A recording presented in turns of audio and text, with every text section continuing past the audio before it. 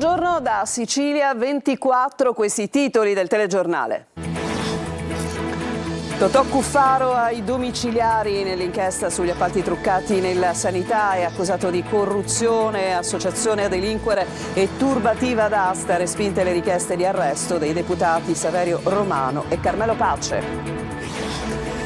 Pronto a valutare l'ipotesi di ricorrere al giudizio immediato, il presidente dell'Ars Galvagno si mostra sereno all'indomani della richiesta di rinvio a giudizio avanzata dalla Procura di Palermo. Terremoto Liberty Lines, sequestro da 184 milioni alla società di trasporto marittimo, 7 le misure cautelari nei confronti di dirigenti e funzionari nell'inchiesta coinvolti, 48 indagati. Prostituzione e gioco d'azzardo, crack e sostanze stupefacenti a 9 anni, allarme a Messina, i dati emersi durante l'audizione in aula consiliare dell'ex garante per i minori e del direttore della Caritas. Catania ha presentato il programma dei festeggiamenti di Sant'Agata con novità dedicate ai ragazzi. L'arcivescovo Renna punta il dito sulle candelore riverenti, le terrei ferme 2 anni, dice. Manlio Messina lancia Etna Sky, la nuova compagnia aerea siciliana. Il deputato non è una low cost, ma ci saranno sconti per i residenti nell'isola. Palermo, sport e diritti nella giornata internazionale delle persone con disabilità. L'appuntamento per le iniziative all'insegna dell'inclusione a Villa delle Ginestre. Calcio, Catania, testa, gambe e cuore alla partita di venerdì al Massimino con il Crotone e lo sguardo speranzoso all'infermeria. Raimo potrebbe recuperare, intanto vola la prevendita dei biglietti.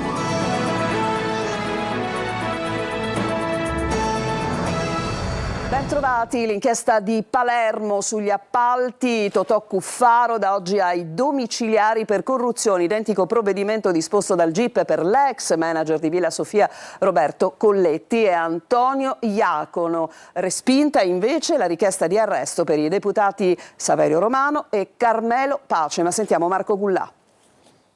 Totò Cuffaro arrestato per corruzione, associazione a delinquere e turbativa d'asta. Il GIP di Palermo ha disposto gli arresti domiciliari per l'ex presidente della regione siciliana in merito all'inchiesta che lo vedrebbe a capo di un comitato d'affari che, secondo l'accusa, avrebbe deciso appalti, nomine dei vertici della sanità e truccato concorsi pubblici.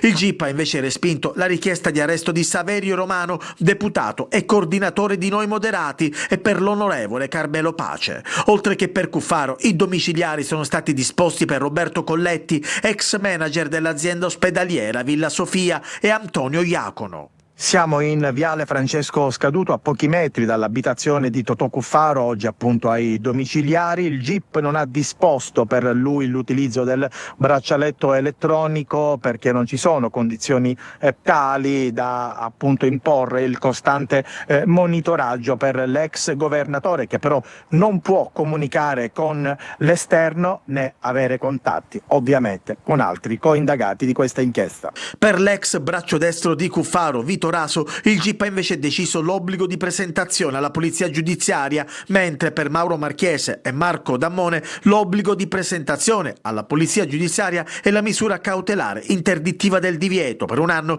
di esercitare attività imprenditoriali e uffici direttivi di persone giuridiche.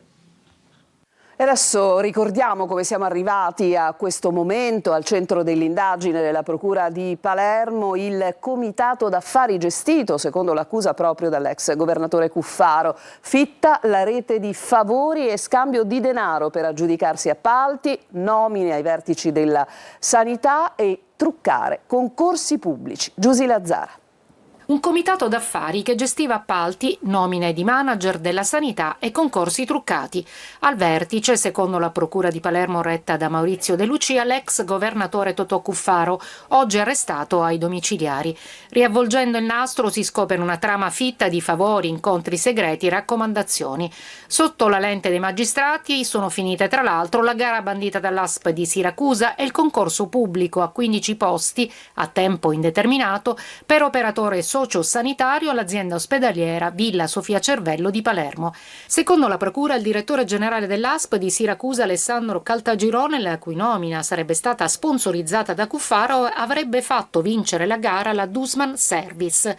Nel capitolo del concorso truccato sono coinvolti Roberto Colletti, ex direttore generale dell'azienda Villa Sofia Cervello, e Antonio Iacono, direttore del Trauma Center della stessa azienda. Colletti e Iacono avrebbero accettato promesse di favori, incarichi e sostegno politico da Cuffaro e Vito Raso, uomo di fiducia dell'ex presidente, per turbare il regolare andamento del concorso. Nell'ultimo capitolo dell'inchiesta erano finite anche somme di denaro che, secondo l'accusa, sarebbero arrivate dall'imprenditore Alessandro Veto tramite l'ex governatore Carmelo Pace, capogruppo della DC all'ARS, al direttore generale del Consorzio di Bonifica Occidentale della Regione Sicilia, per aggiudicarsi gli appalti. E arrivano anche le reazioni politiche. La DC ora abbia il sussulto di dignità e si dimetta in blocco dall'ARS, così il deputato regionale leader di Controcorrente Ismaele Lavardera. Si dice sereno e valuta di richiedere il giudizio immediato. Parliamo del presidente dell'ARS, Gaetano Galvagno, all'indomani della richiesta del rinvio a giudizio avanzata dalla Procura di Palermo nei suoi confronti. Manlio Viola. Accorciare i tempi al massimo e presentarsi davanti ai giudici per chiarire di non aver commesso alcun reato. Il presidente dell'ARS, Gaetano Galvagno, non si scompone dinanzi alla richiesta di rinvio a giudizio avanzata ieri dalla Procura di Palermo nei suoi confronti e non intende aspettare il GIP. Sarà lui stesso a valutare se chiedere di essere processato con il giudizio immediato. Si tratta di una procedura che abbrevia i tempi e salta la fase dell'udienza preliminare. In pratica l'imputato chiede il giudizio immediato, il giudice valuta se ci sono i presupposti e convoca direttamente la fase dibattimentale del processo, saltando una serie di passaggi. Una scelta che la legge assegna sia al pubblico ministero che all'imputato, ma difficilmente è proprio l'imputato a chiederla. Galvagno però ostenta sicurezza. Sto valutando anche quello che può essere un giudizio immediato. Questa è la posizione e siamo abbastanza sereni di poter dimostrare tutto quello che magari non siamo stati bravi a dimostrare prima, o comunque che avremo certamente voglia e bisogno, esigenza di poter chiarire quanto prima i fatti che sono rimasti contestati. Ricordo che sono cadute tutte le utilità personali, non c'è nulla che riguardi la mia persona e mi auguro quanto prima di poter risolvere. Il motivo è chiaro: presiedere l'ARS con un processo pendente sulla testa non è cosa semplice e offre il fianco agli attacchi politici. Un peso che l'esponente di Fratelli d'Italia vuole levarsi velocemente nella convinzione di non aver nulla da rimproverarsi. E nel frattempo questa mossa tiene a bada anche le conseguenze politiche. E adesso andiamo al terremoto di Liberty Lines, la compagnia di navigazione che subisce un sequestro da 184 milioni di euro. È la decisione del GIP di Trapani, che firma peraltro anche 7 misure cautelari che riguardano dirigenti e funzionari. Sono 48 le persone coinvolte. Sentiamo Laura Spanò. Nuovo capitolo dell'inchiesta che scuote il sistema dei collegamenti marittimi siciliani. Su richiesta della Procura di Trapani, il GIP ha disposto misure cautelari nei confronti di 7 membri apicali della Liberty Lines, la compagnia trapanese che gestisce i collegamenti veloci con le isole minori. La misura cautelare del divieto di dimora nei comuni di Trapani e Milazzo e l'interdittiva del divieto temporaneo di esercitare diritti di impresa è stata applicata a Alessandro Forino, Gennaro Cotella, Anna Alba, Gianluca Morace, Marco Dalla Vecchia, Nunzio Formica, Giancarlo Licari. Confermato il sequestro preventivo delle azioni sociali e dell'intero compendio aziendale della società, valore 184 milioni di euro. Per gli inquirenti l'indagine ha accertato l'esistenza di un sistema fraudolento per ottenere contributi pubblici non rispettando i contratti di servizio e la convenzione ministeriale. Accertate omissioni sulle avarie dei mezzi, sull'applicazione dei protocolli di sicurezza e sulla comunicazione delle criticità tecniche delle unità navali. Una dinamica, dicono gli inquirenti, che avrebbe consentito alla compagnia di continuare a ricevere le erogazioni previste, con possibili ricadute anche sulla sicurezza dei passeggeri. L'operatività aziendale non si ferma, la società verrà gestita da un collegio di 3 amministratori giudiziari. L'inchiesta coinvolge 48 indagati, tra cui la società di navigazione siciliana. E sono ore di apprensione a Monte Pellegrino, in provincia di Palermo, per la scomparsa di un uomo. I carabinieri questa mattina hanno trovato la sua auto senza traccia del proprietario. Alle ricerche stanno prendendo parte, oltre ai militari, vigili del fuoco e il pronto soccorso alpino. Adesso ci spostiamo a Messina per un gravissimo allarme che è stato lanciato proprio in una seduta del Consiglio Comunale. L'allarme riguarda la prostituzione, il gioco d'azzardo, il crack e le sostanze stupefacenti utilizzate, pensate, a partire dagli 8 e 9 anni. Ma sentiamo tutto nel servizio di Francesco Triolo. Si stanno registrando casi di bambini di 9 anni che hanno già assunto il crack, figli di genitori tossicodipendenti. Più che allarmanti le parole dell'ex garante per l'infanzia di Messina Angelo Costantino, adesso giudice onorario al Tribunale dei Minori, hanno un effetto shock. Droga, gioco d'azzardo, prostituzione minorile, temi affrontati nell'aula consiliare insieme al direttore della Caritas, Nino Basile. A Messina il 39% della popolazione studentesca ha assunto una sostanza illegale almeno una volta nella vita, il 28% l'ha fatto nell'ultimo anno, il 17% nell'ultimo mese. Lo spaccio avviene fuori dalle scuole, la sera a Piazza Municipi, Piazza Antonello, fuori della movida giovanile, e la droga si recupera anche sui social. Presso la Procura dei Minori negli ultimi 10 anni i procedimenti sono passati da 183 ai 2200 di quest'anno, un aumento di oltre il 1000%. Abuso, maltrattamento, violenza privata, violenza assistita, abbandono scolastico. Abbiamo un aumento degli atti autolesionistici che raggiunge quasi il 30%. Abbiamo un aumento dei tentati suicidio che è intorno al 25%. E poi il gioco d'azzardo in aumento. Da uno studio della Caritas è emerso come su 1700 studenti dai 13 ai 20 anni il 68,5% ha giocato almeno una volta nella vita.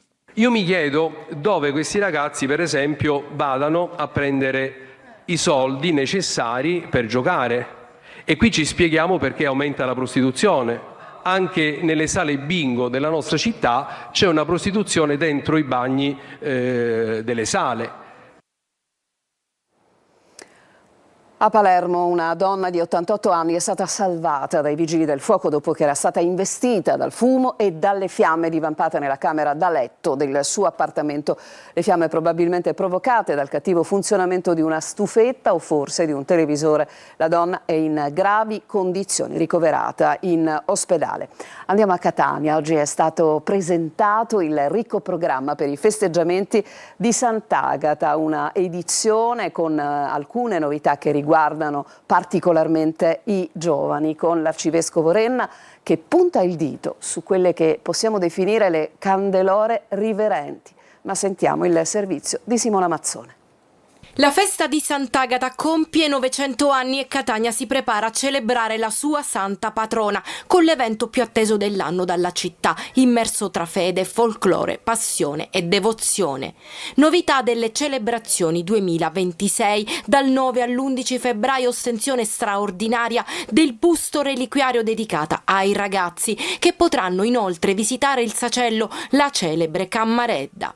Già a gennaio i primi appuntamenti e quest'anno il solenne pontificale di giorno 5 verrà concelebrato con il cardinale Mario Grech, vescovo emerito di Gozo. Monsignor Renna, che ha già commissariato circoli e associazioni, assicura sul Fercolo vige un rigido protocollo e punta il dito sul fronte delle candelore.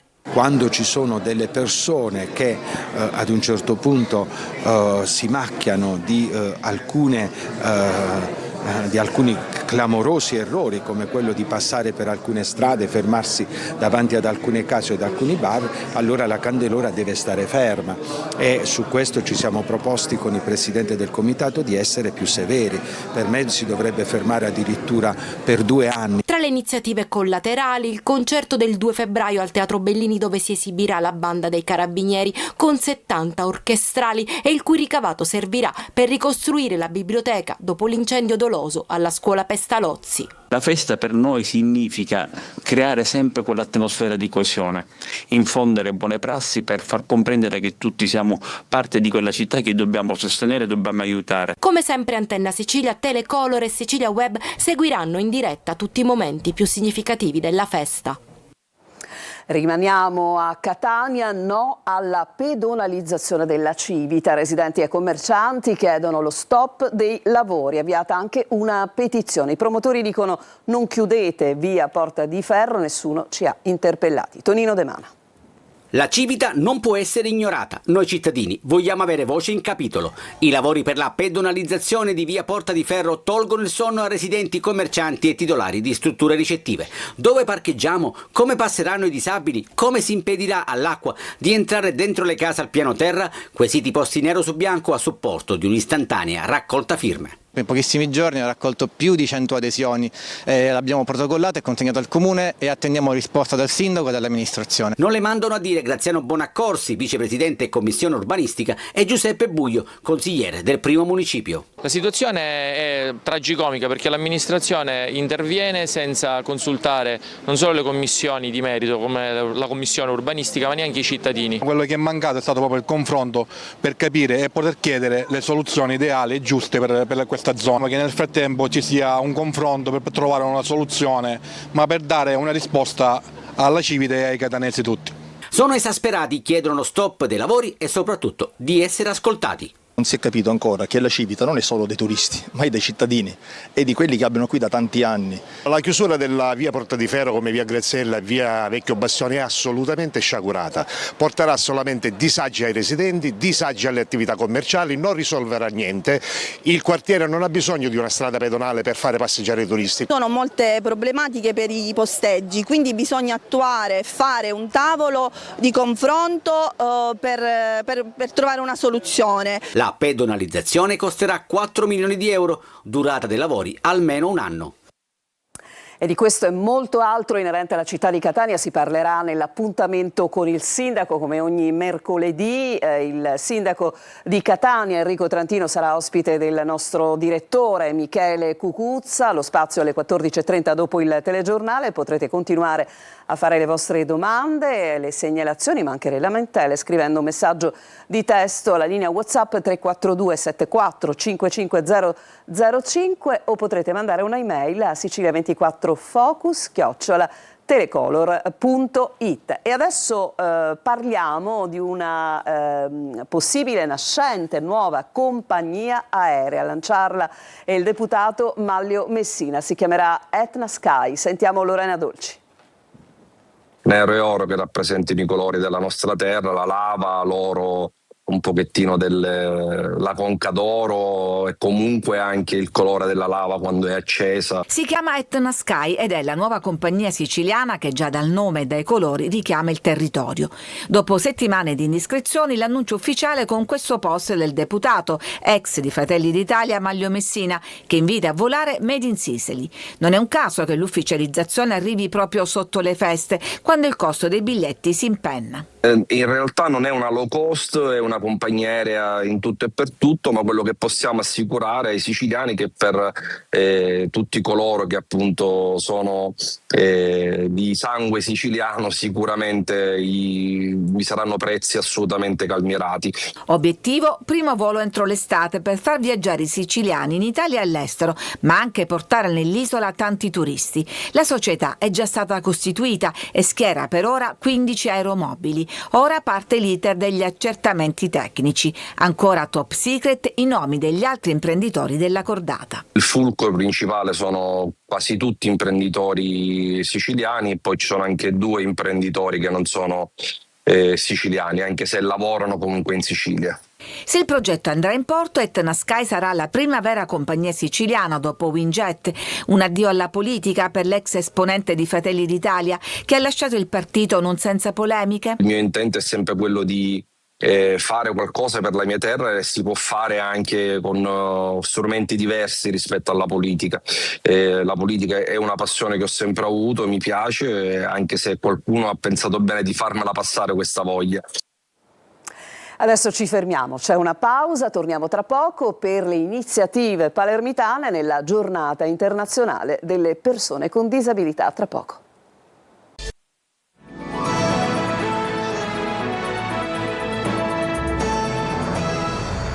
Siamo tornati in studio, ma andiamo subito a Palermo per un'iniziativa molto bella nell'ambito della giornata internazionale delle persone con disabilità. Sentiamo. Dal badminton alle bocce, poi tennis tavolo, scherma, atletica leggera, calcio balilla e tiro con l'arco. Le Olimpiadi Paralimpiche nella giornata internazionale dei diritti delle persone con disabilità. Siamo a Villa delle Ginestre a Palermo, diventata per un giorno il cuore dell'inclusione, grazie anche alla collaborazione dell'ASP di Palermo. Questa è una giornata di festa, di inclusione, di apertura, per dire che questa struttura è una struttura dell'ASP fortemente evocata all'inclusione, alla riabilitazione, alla presa in carico precoce, ma anche punto di incontro. Ed eccoli qui, i tantissimi atleti che oggi hanno preso parte alle diverse attività sportive. Questo ragazzo sta giocando a badminton. Certamente ci vogliono giorni di allenamento, però è anche uno sport molto facile, aperto a tutti, sia da quando uno si è piccoli, sia agli over 80. In tanti si dilettano nel gioco delle bocce. È un gioco semplice, sì, assolutamente adatto a tutti. È una giornata che apre le porte a tantissime persone e può dare veramente opportunità a chiunque di partecipare. All'esterno della struttura disponibile invece un simulatore di vela per avvicinare i partecipanti a una disciplina sempre più accessibile. Nel catanese, iniziative per il Natale, andiamo ad Acireale con Desiree Ferlito. Luci, suoni e tradizioni. Acireale, cuore barocco della Sicilia, si prepara come ogni anno a un Natale ricco di eventi e appuntamenti. Le strade si accendono di addobbi e decorazioni che invitano cittadini e visitatori a riscoprire il fascino del centro storico, tra angoli suggestivi, scorci e atmosfera natalizia. La città diventa una scenografia perfetta. Sono tante le associazioni che stanno collaborando come ogni anno, e poi gli spettacoli sia all'interno delle chiese sia la notte clou, la notte di Natale, così come da tradizione. Il primo appuntamento, l'accensione dell'albero in Piazza Duomo, previsto per sabato alle ore 18. A seguire degustazioni di panettoni artigianali dai maestri pasticceri accesi e poi concerti, spettacoli natalizi per grandi e piccoli, il mercatino e la casa di Babbo Natale, l'incantevole percorso tra i presepi delle chiese di Santa Maria della Neve con il presepe settecentesco. Un presepe particolarmente bello, caratteristico, che quest'anno sarà ancora più ampliato rispetto all'anno scorso. Eventi di beneficenza come il pranzo solidale del 28 dicembre a cura della comunità di Sant'Egidio. L'avvento ad Acireale sarà scandito da appuntamenti imperdibili sino al 6 gennaio con l'arrivo della Befana, imperdibile per i più piccoli. Il fitto programma nasce dalla collaborazione della città con la diocesi di Acireale, la Fondazione Bellini, istituti scolastici, parrocchie ed enti, tutti presenti alla conferenza stampa di stamattina. C'è un'altra pausa e poi torniamo per parlarvi della gara che ci sarà venerdì tra Catania e Crotone.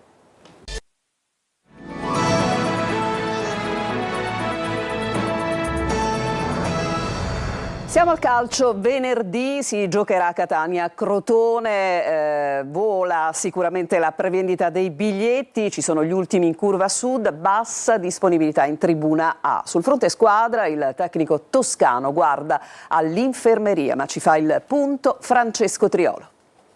48 ore alla sfida contro il Crotone, al Massimino l'attenzione dell'allenatore del Catania Mimmo Toscano è rivolta anche all'infermeria. Una buona notizia arriva dal possibile ritorno anticipato di Raimo, che potrebbe essere iscritto nella lista dei convocati per il match di venerdì sera. Quindi si pensa a Simone Pieraccini alle prese con la lesione del flessore della coscia sinistra rimediata a Casarano. Il difensore sta lavorando e spera di recuperare quanto prima. In tema di assenze, Toscano dovrà fare i conti con altri nodi. Intanto è arrivato il turno di squalifica per Di Tacchio, giunto alla quinta ammonizione, e poi si resta in attesa del responso degli accertamenti per Donnarumma, uscita a gara in corso contro il Picerno. È stato costretto a ricorrere all'operazione invece Emanuele Ciccerelli, niente terapia conservativa, quindi come ipotizzato nell'immediatezza dell'esito degli esami che hanno evidenziato la frattura del malleolo tibiale e una lesione dei legamenti della caviglia destra. L'attaccante, infortunatosi con il Latina, è stato sottoposto all'intervento chirurgico di stabilizzazione eseguito in artroscopia a Villa Stewart a Roma dal professore Forconi, sebbene Sebbene l'intervento chirurgico serva ad accorciare il percorso, sono inevitabilmente lunghi i tempi di recupero del giocatore, che dovrà restare lontano dal campo per diversi mesi. Così contro il Crotone occorre che Toscano debba rivedere tanto, soprattutto in mediana, dove Quaini è più di un'opzione. Sul fronte prevendita si registra un'accelerata, esaurita la curva nord, restano pochi tagliandi disponibili in curva sud e bassa la disponibilità anche in tribuna A. Ed è con questo servizio che si chiude questa edizione di Sicilia 24. Il prossimo appuntamento con il nostro telegiornale alle ore 19. Adesso vi lascio Michele Cucuzza, ospite dell'appuntamento con il sindaco, il primo cittadino di Catania, Enrico Trantino. A tutti un buon proseguimento di giornata.